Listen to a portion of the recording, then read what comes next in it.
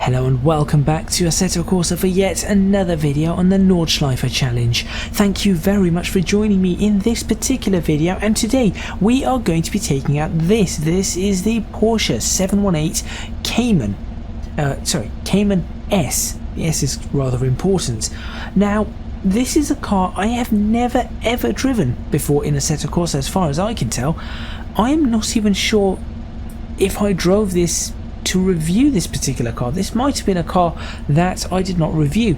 What I have driven is the GT4 version of this car, the GT4 street version of the car, not the GT4 Racing, which I think is GT4 Club Sport, which has a manual gearbox and has a massive rear wing and all of that kind of stuff, and I think that car is fantastic. Unfortunately, that car has semi-slick tyres, meaning it is ineligible for this particular challenge. So I've got the next best thing. What does this car give us? Well, first of all, it does give us a 344 brake horsepower engine at 6,500 RPM with 309 foot-pounds or 420 Newton meters of torque, around 1,900 all the way up to 4,500. Nice straight line, lots of torque available in that range, all going to the rear wheels through a 6-speed manual transmission. And that manual transmission is the important part, because there is a PDK version of this particular car available, but I'm not going to be driving that. That means that the 0 to 60 of this car is going to be slightly slower than the 0 to 60 of the PDK transmission car. So this is going to have a 0 to 60 of 4.6 seconds and a top speed of 177 miles per hour or 285 kilometers per hour. I think it's rather nice. I do like the colour, I do like the styling. I'm just thinking that this is not going to be quite as up to date and quite as good as what I would be expecting from the other cars. So obviously from the Club Sports, not the Club Sport version. Sorry, the GT4 version of it. Obviously, something interesting about the engine is it is one of those horizontally opposed 4-cylinder, so it's a boxer engine. Do you call those boxers where they go? I'm not sure if the pistons go out or in. If they go out, I believe it's a flat, and if they come in, I believe it's a boxer, something like that.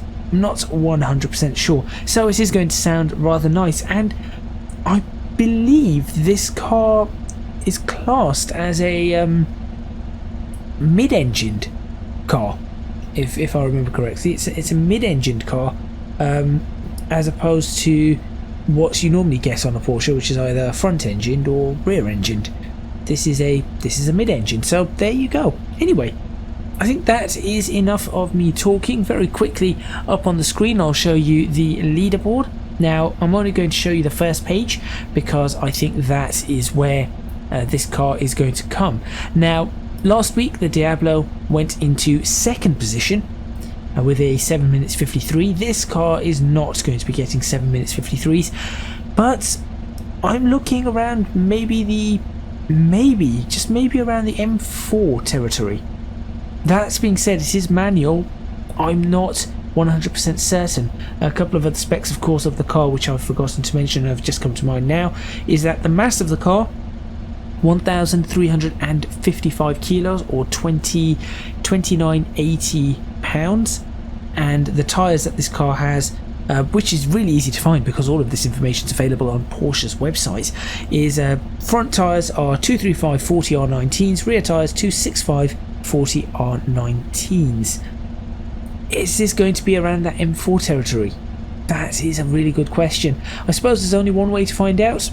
As usual, I'm going to do a couple of laps of Patreon practice, which will be available as a video on Patreon, so if you want to go support me there, link in the description. I think I forgot to put last week's video up, but that should now be up by the time you're seeing this video.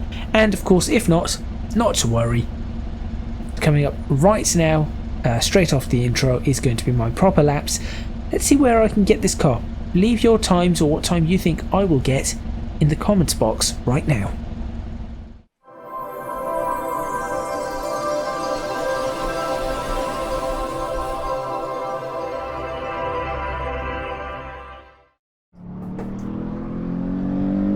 Right, the time is going to be around 17 seconds off in this first lap because I forgot to plug my laptop in, and it's almost ran out of battery whilst recording from my computer, so I had to stop and plug it in, and that's ruined the lap.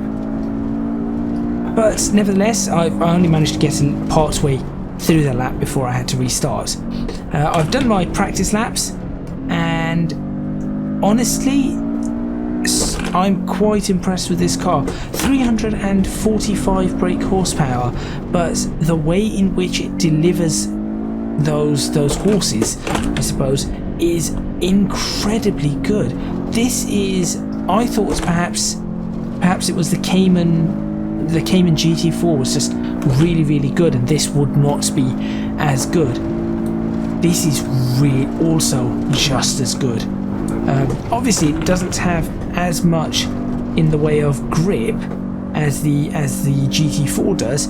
The GT4 has semi-slick tyres. The GT4 also has that massive rear wing and better aerodynamics.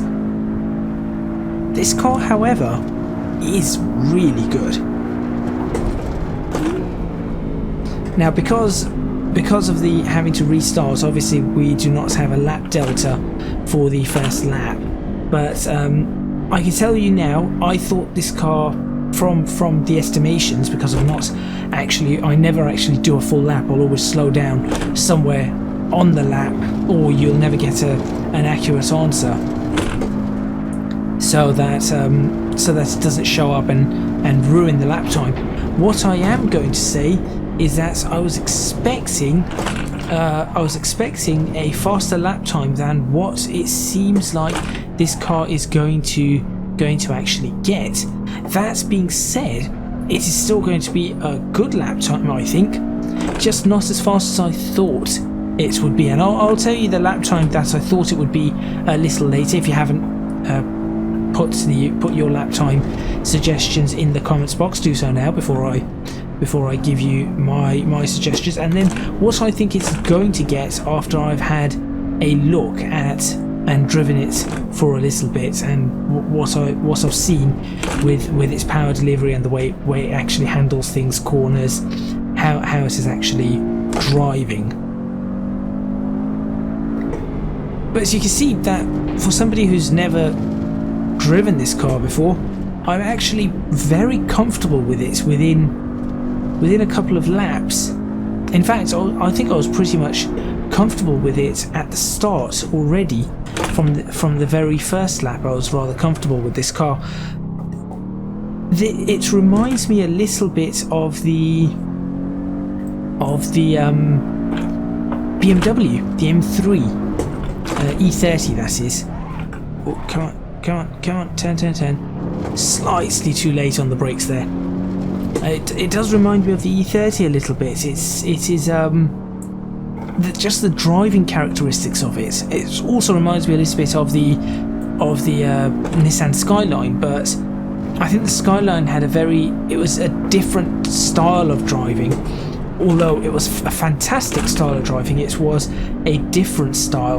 This is like the M3. It just feels very, very agile, very capable, and certainly a lot more engaging than other cars that are around the same sort of power, I would say.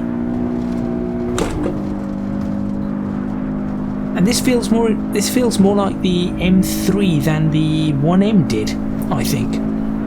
There's just something about the way this car's slip angles are, and the way it actually responds to corners, and as I said, the slip angles you can get on this car. The 1M, I would say, feels like an M3,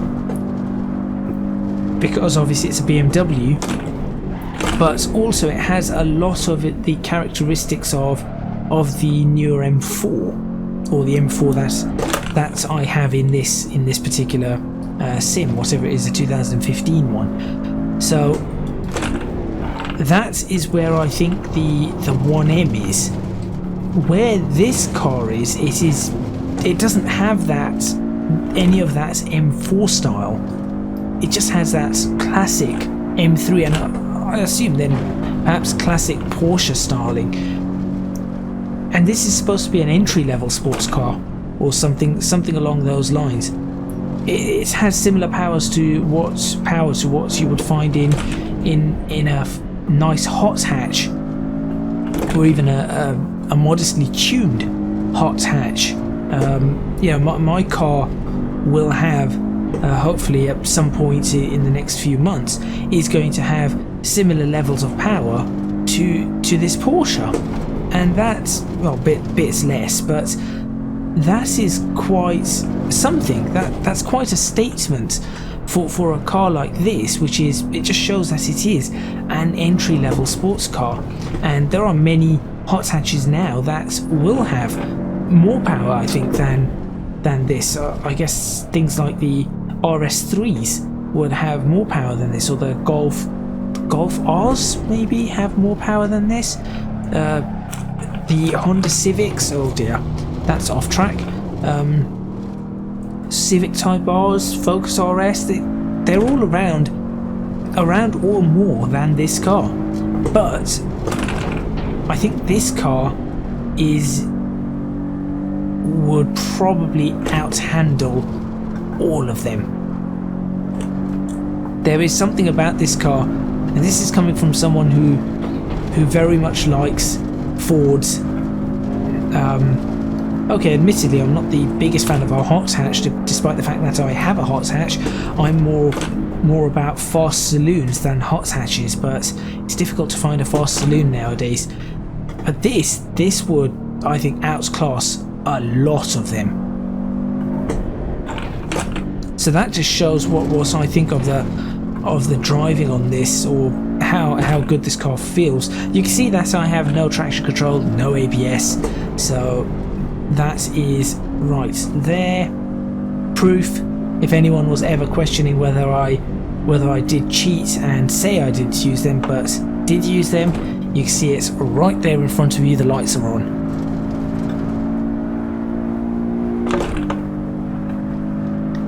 The turbocharged engine on this it responds really well. There isn't much in the way of turbo lag, if any. I've not really felt any turbo lag, and the throttle response there's just an ever so slight hesitation on it, but that is about it. Beyond that, there is nothing.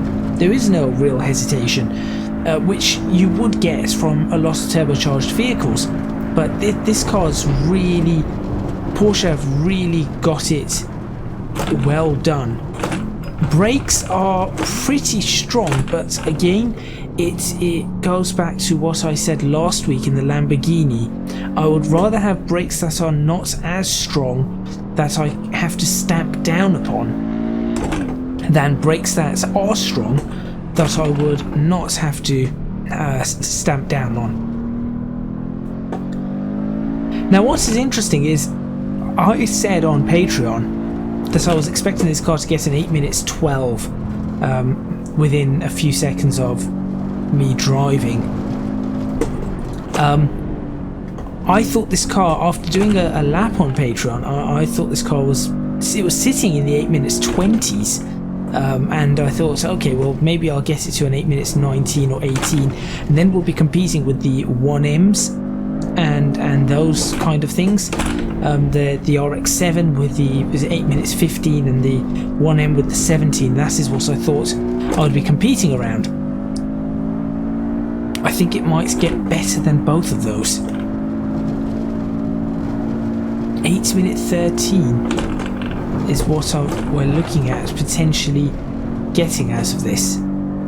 That is that's quite fast. Now I've just got to hold it on the road, which again I'm not really going to be looking at the time. I do apologise if that means that compared to previous videos I do not talk so much about, oh, I'm gaining time here, I'm losing time here. It is just, I think I'm getting better lap times when I'm not focusing on the time so much. I'll take a look here, so you can see I'm losing a little bit, so I can see that.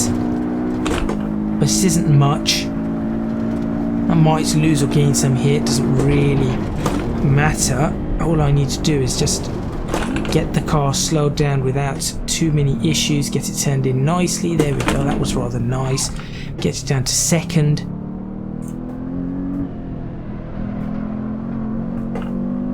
There we go.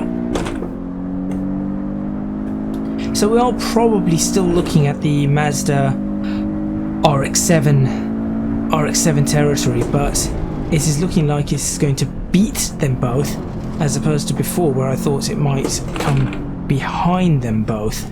So that's pretty impressive.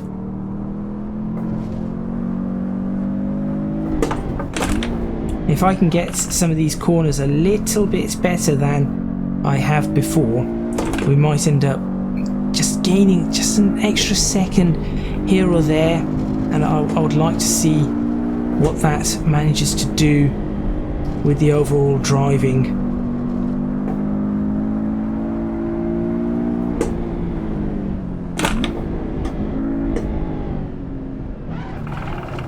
There we go, turn it in.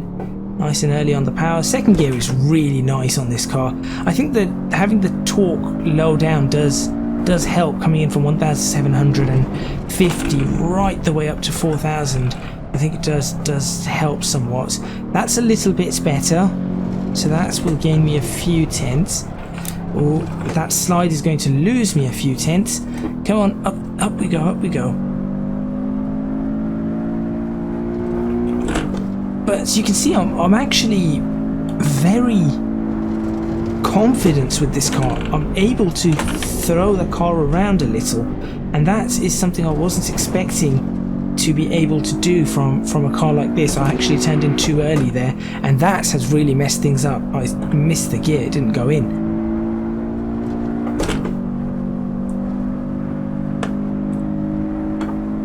I need to get a better gear stick.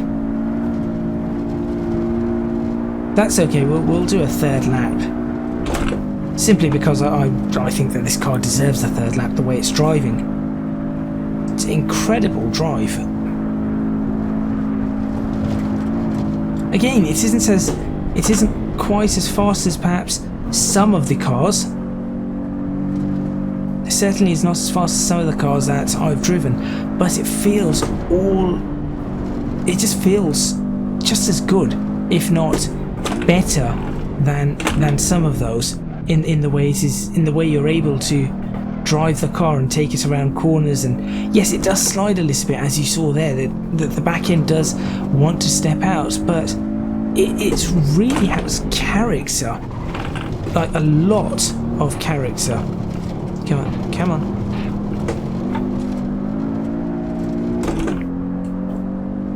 I'm not feeling this car I'm not fighting the car as such. It's more like the car is just needing to be honed just a little bit, and you know, you're saying that the car slides just a little bit to the left, a little bit to the right, and you're just coaxing it back to where it should be, and then it's more than happy to continue on its way. That is the kind of driving experience and feeling I'm getting from this car.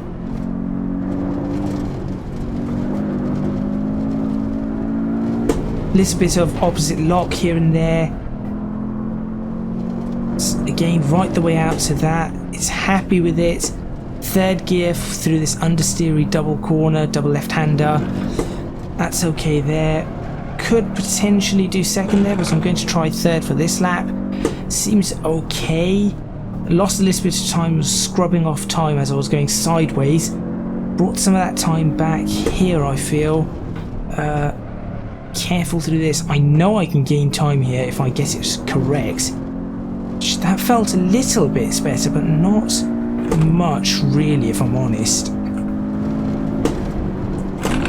Right, be careful here. It's very easy in this car to slide off and understeer through that corner straight into the gravel, and then because it is gravel, obviously you're going to slow down quite a bit. And similarly here, just ease off the accelerator. Once you see the apex, then get back on the accelerator so you're okay. And then back on the brakes, nice and easy. nice and early as well. There you go. That was much better. I could feel that did feel better. Accelerate out of that. That didn't feel quite as good. Though the exit was cleaner, it did feel significantly slower. I think holding third through all of this is going to be the ideal gear. So let's, there we go. Let's see what time we're looking at. It's 8 minutes 13. I mean, that is pretty good.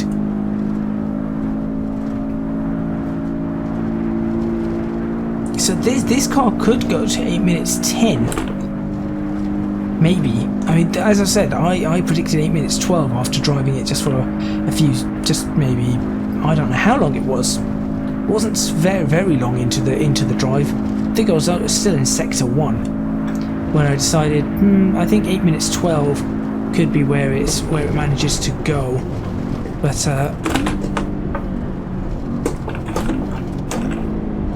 wasn't 100% certain. But now it does seem like I'm capable of getting that 8 minutes 12. Ooh. Okay, well, that's going to start off the next lap not so well. But can I get it all back? I actually think I can. I think that 1.5 seconds, it's been a bad start to the lap. I actually think I can get that 1.5 seconds back. That's how much confidence I have in being able to drive this car and drive it really fast. I do think I can get that 1.5 seconds back.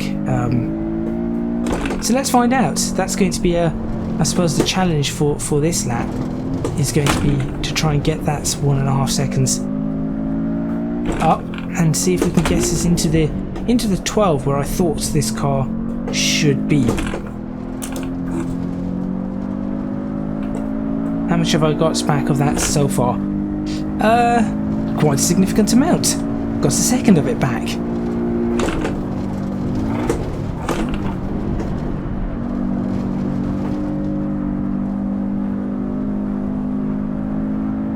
There you go. I told you that there is so much time in this car. It's one of those cars just like the BMW that you can just go faster in lap after lap after lap until eventually obviously you run out of talent. But I'll probably run out of talent at some point over this lap. Normally that is what happens, isn't it? It's always the third lap in which I look at it and just push that little bit too far and that's it. Bye bye talent.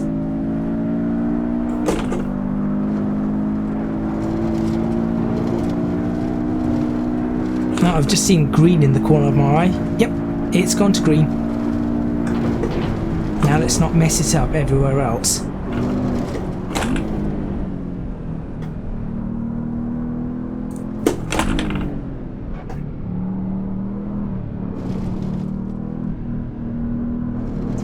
Engine sounds nice. It's still muted, but it does sound quite nice overall. More time to be had around here, I think. There you go. Just hear the tyres squealing just that little bit down to third. Nice and easy. There we go.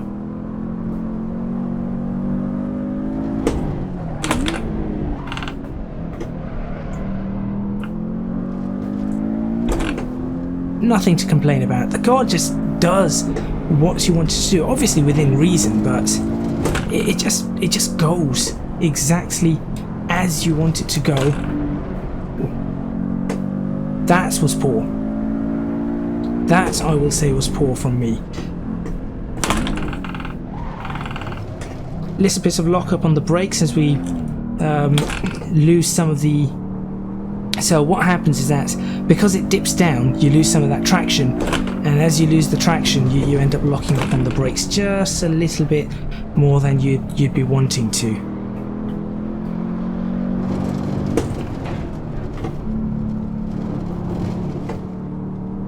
Come on, come on, come on. Up the hill. So you do lose a little bit there. Perhaps I should go down a gear there, but I think I'm at the top of the rev range for. The problem is I feel like I'm at the top of the rev range for the for second gear there. So if I was to try and shift down a gear, I think it would go horribly wrong.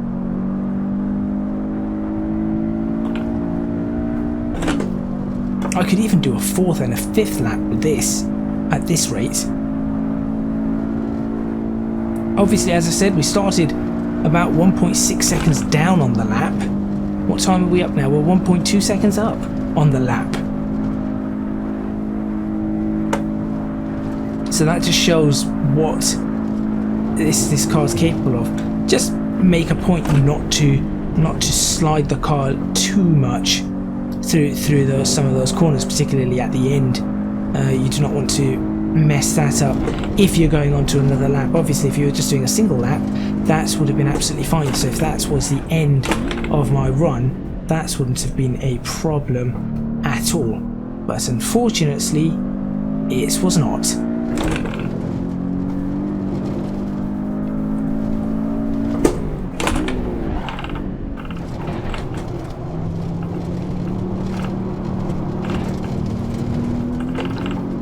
Not quite as good through the carousel there. I think I didn't brake enough and get that transition right going into the dip, but that's okay. I'm still feeling fairly good about this final lap.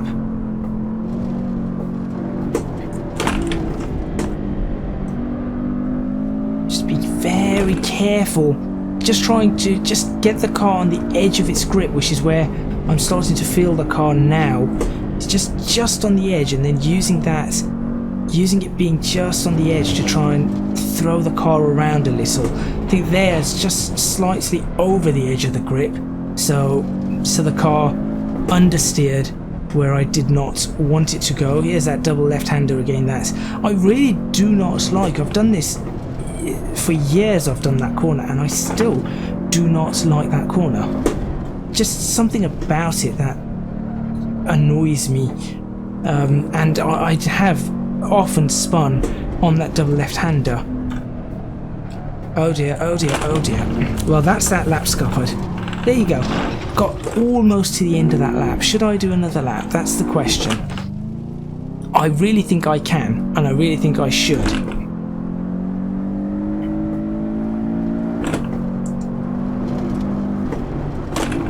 So what was the reason that I ended up crashing there? Well, quite simply, I was looking at the times again. That was completely my own fault. Shouldn't be looking at the times. Should be focusing on the road and ignoring what is on the times. But given the lap time that I was getting,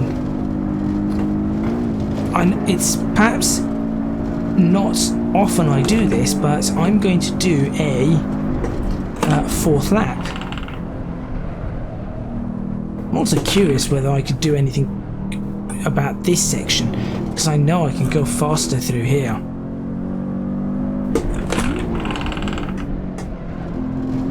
Now, can this go as fast as the M4? The M4 is at a 8 minutes 5.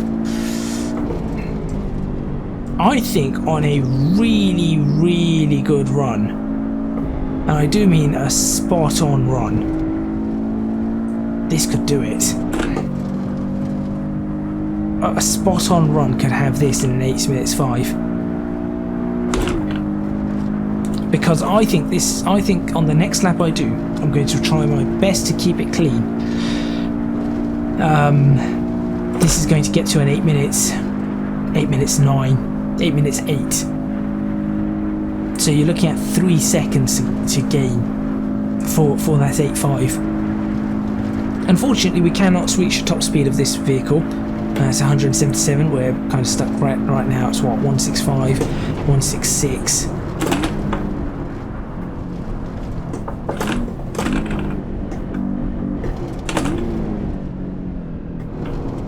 I really do not like the braking into there. Now, let's be very careful here. Not too much on power. There we go. Much better. 8 minutes 18, even with a crash.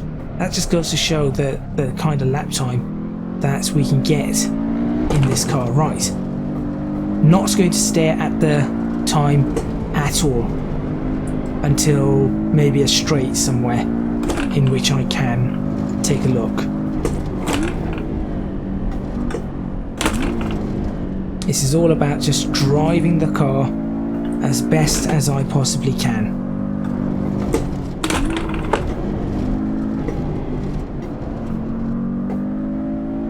Oops. Careful.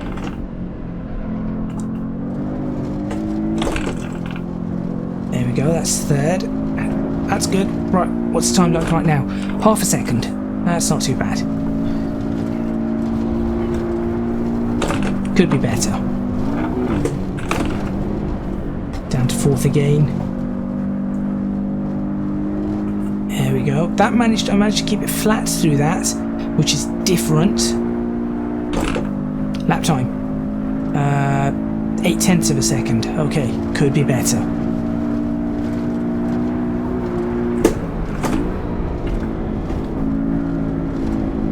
Went a little bit harder on the brakes there. Similarly here, I'm going to go a little bit harder on the brakes so I can turn the car in. There we go. What's that like? 1.2 seconds. Could be better. Again, I think this whole lap is going to be could be better.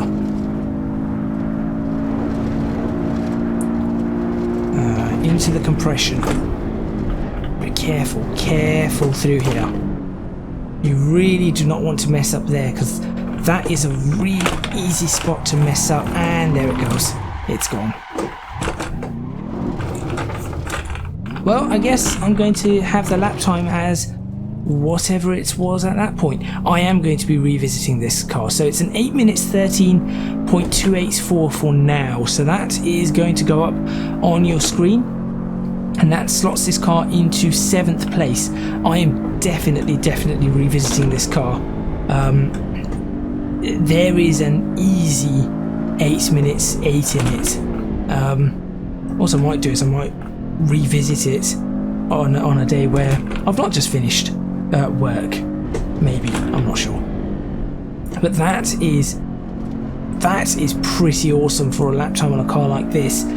So that is in 7th place, as you can see, behind the M4, but clearly ahead of the Mazda. Now the Mazda I felt had a few seconds in it, but then I still feel this car has a few seconds in it. So this should be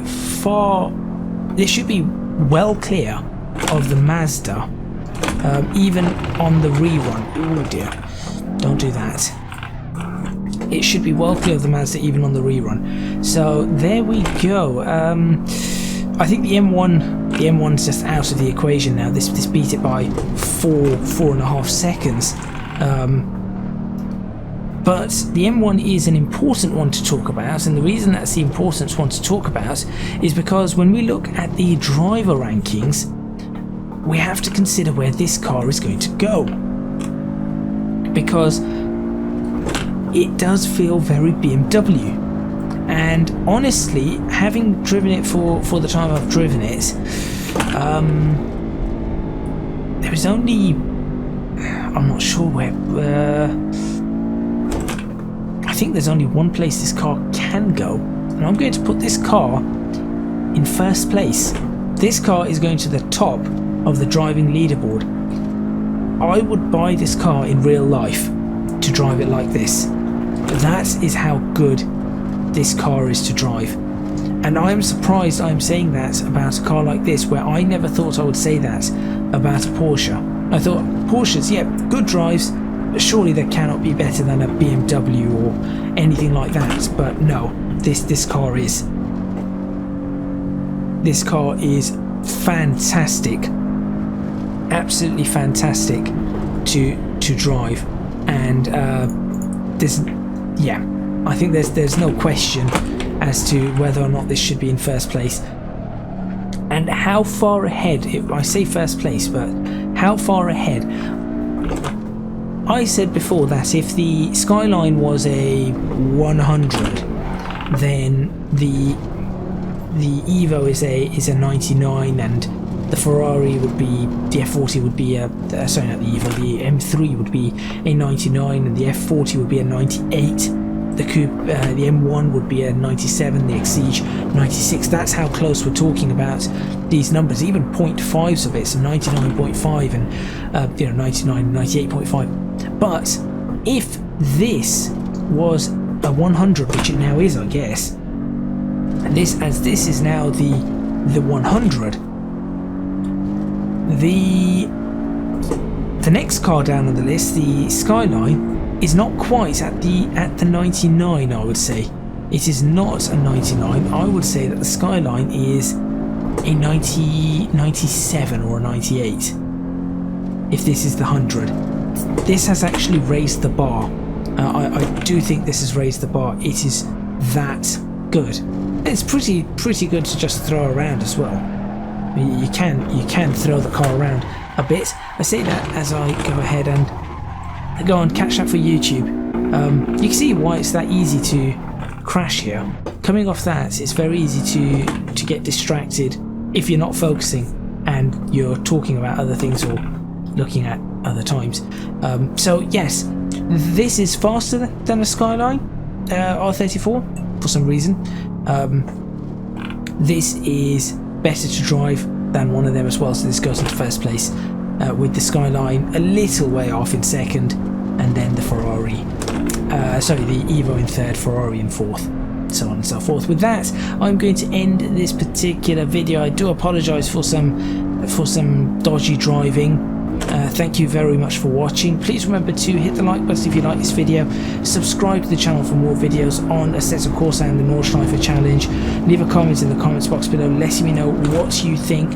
I am definitely going to be driving this car again, but what I would like to do, and this is kind of self-plug, I don't know, what I would really like to do is I would like to first purchase a Fanatec set before I try this car or any of the cars again. That would be really nice. So I would really appreciate some support on that. If you really do enjoy my content, please do consider supporting me on Patreon at www.patreon.com/ECGadget. Your support would be massively appreciated. It would really help me out, and I'm actually buying a nice seat as well for myself.